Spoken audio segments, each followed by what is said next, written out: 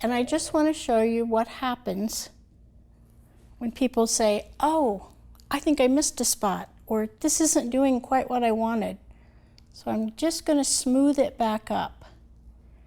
Usually they have way too much liquid on their brush, and it's going to push that across and make a bloom.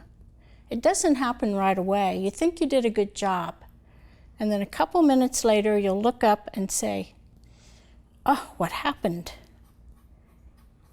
The other major problem that most people have is they run out of paint. If you're going to stop and mix up more color, make sure you wet the rest of the dog with clean water.